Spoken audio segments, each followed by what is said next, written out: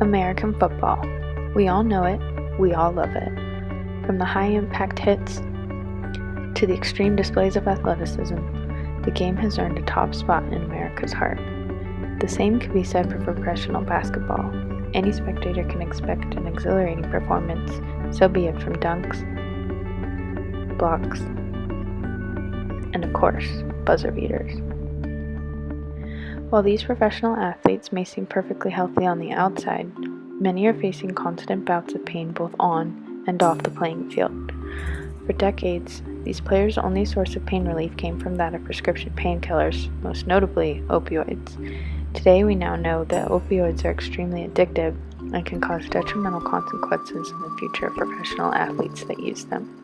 More currently, there's a growing movement in professional sports to replace prescription painkillers with marijuana as a form of pain relief and recovery. However, these leagues remain stuck in the past, with outdated drug policies that were made to promote an image of social responsibility from the leagues, but ignoring the facts and disregarding the health of their players. Player usage of marijuana is grounds for suspension in major American sports leagues, yet opioid abuse is not screened for. Today, we will be looking at the history of drug policy in the NFL and NBA, specifically regarding marijuana, and ending with testimony from players on how these leagues' stances on marijuana has caused unnecessary harm to their players. Despite shifting attitudes to marijuana, the NFL's official policy has remained strict. The NFL's drug policy was first implemented in 1971, but quickly expanded to become much tougher. The expansions included adding random drug testing and harsh punishments. This was despite the lack of evidence that the NFL had a large drug problem. In 1987, only 1.6% of players tested positive for marijuana. However, societal attitudes towards drug use, particularly involving race, heavily influenced the NFL's decision towards harsher drug policies. The NFL had a majority of African American players, and views at the time were that such men would be prone to drug abuse. Eager to portray a tough stance on drugs to the viewing public, the NFL implemented harsh measures towards drugs, especially marijuana. This has drawn criticism as a potentially racially driven policy, as influential conservatives such as Rush Limbaugh and Jason Whitlock have frequently criticized black players for on-field antics and off-field scandals such as drug usage.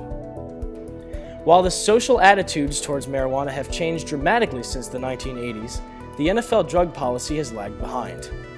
While the NFL has changed elements of its drug policy, it is much harsher compared to other sports leagues, especially the NBA. This has drawn criticism from many who claim that the NFL is more interested in protecting its image than the rights and health of the players. Many critics have used the controversy surrounding the current kneeling protests to suggest that the NFL still has strong racial preconceptions and bias.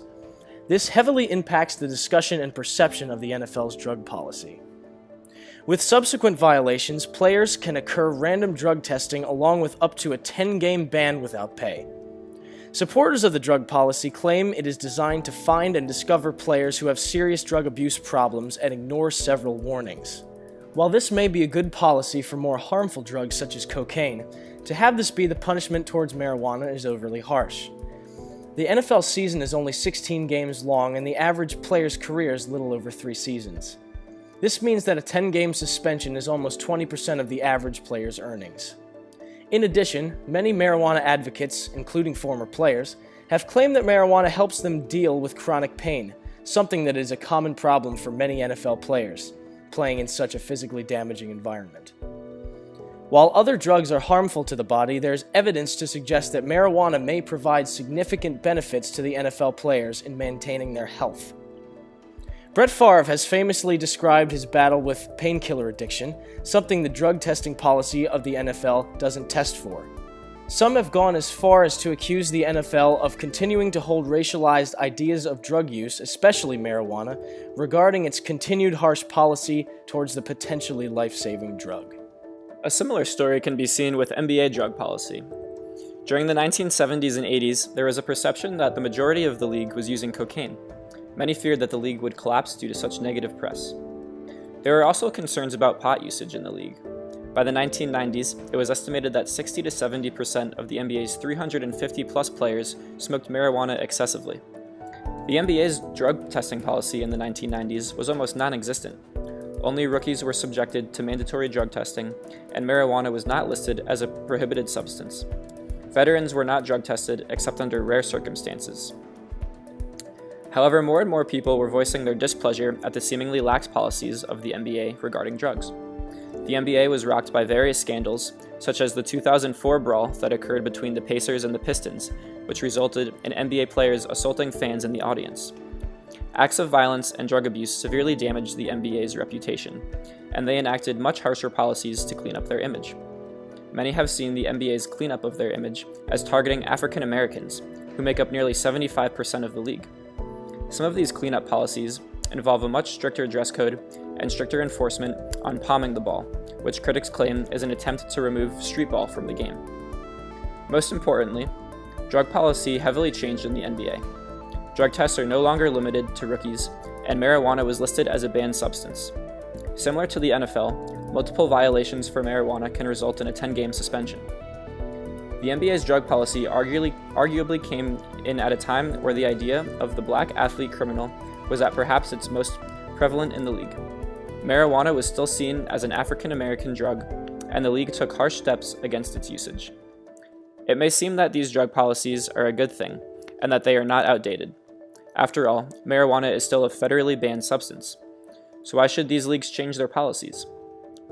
However, the perception of marijuana usage is changing, because studies are beginning to show the significant health benefits it can provide.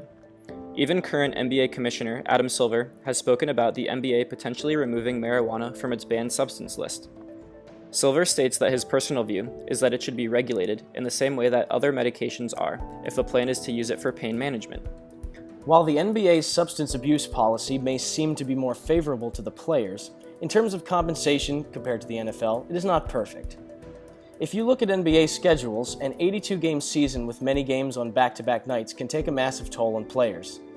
Since team management is trying to avoid addiction to opioid-related painkillers, and the players can't consume marijuana for their pain recovery purposes, they are found in a tough spot. Former NBA Commissioner David Stern recently explained his position on marijuana and the banned substance list of the NBA. He stated that since many states are starting to legalize marijuana for medicinal and recreational use, the NBA and other sports organizations should follow suit. Karl Anthony Towns, one of the NBA's brightest young stars, was quoted saying that players didn't have to smoke to get high, but they could use the chemical properties in it to make a lot of people better. Conditions are even worse in the NFL. While basketball is a physically intensive sport, the NFL is on another level when it comes to damage to one's body. 52% of retired NFL players said they use prescription pain medication during their playing days. Another study indicates that retired NFL players use opioids 4 times more than the general population. A number of NFL players have begun to advocate for marijuana as an alternative to addictive painkillers. Many of these players found themselves in constant pain during their games and, like Eugene Monroe from the Ravens and Ryan O'Callahan from the Chiefs, became addicted to opioid painkillers. Monroe says, "Managing it with pills was slowly killing me. Now I'm able to function and be extremely efficient by figuring out how to use different formulations of cannabis." Monroe is not alone in his views. In former Broncos player Nate Jackson's op-ed for the LA Times, he mentioned how readily available opioids were to treat all kinds of injuries, and how these painkillers left him with severe withdrawal symptoms after a period as short as 3 days. Eventually, he ceased using opioids entirely, instead relying on marijuana to ease the pain of his injuries. He says, "I ultimately healed faster with no opioids at all, and I found sufficient pain relief with cannabis, especially for acute injuries." Along with its capability to manage pain, Ryan O'Callahan found another usage in marijuana: its non-addictiveness. O'Callahan has an addictive personality, causing serious problems when he used Vicodin for injuries. However, since he started smoking marijuana as an alternative painkiller, he has not become addicted and does not suffer from withdrawal symptoms like the ones experienced as a result of opioid addiction. Nate Jackson also makes the point that a professional sports league's attitude towards a certain drug often changes with the public perception of that drug. He argues that, as America realizes how dangerous and addictive opioids are, the time has come for the NFL to do the same and relax their cannabis regulations. Many have made the argument that the NFL has backed itself into a corner. It has tried to create the image that marijuana is a harmful, illegal drug and should be banned and prohibited. However, at the same time, the NFL needs its players to be able to play, and thus they turn to painkillers. Marijuana can serve as a safer alternative to pain treatment for professional athletes, and as research begins to back up these claims, a growing number of former athletes are voicing their support. Eben Britton was an NFL offensive lineman for 6 years. Now he, along with 26 other former athletes, are strong proponents of cannabis use through their nonprofit Athletes for Care. Athletes for Care advocates an alternative approach to wellness for former players, and cannabis is a major part of their platform. Britton estimates that 50% of current NFL players use the drug, and recalls smoking regularly with his teammates during his playing career. There is also a growing body of research on the use of CBD, the non-psychoactive element in marijuana, to prevent CTE, which is a degenerative brain disease that is becoming increasingly common among ex-NFL players. This, along with the other benefits of marijuana for pain treatment, could push the NFL to change their drug policies. Current NFL and NBA drug policies are lagging behind social and scientific opinion on marijuana. While the NBA leadership has expressed an openness to allowing player usage of cannabis, the policies of both leagues still punish marijuana usage, despite its potential for pain treatment. With the legalization of marijuana and recreational marijuana spreading across the country, it could be time for professional sports leagues to move away from their historical opioid dependence and towards a safer solution. Despite their different origins, NFL and NBA drug policy have much in common. Both were instituted to protect the image of the league, and not necessarily the health of the players. Both leagues will face interesting decisions in the coming years as they decide whether to come to terms with the medical research and protect the health of their players by modernizing their drug policies.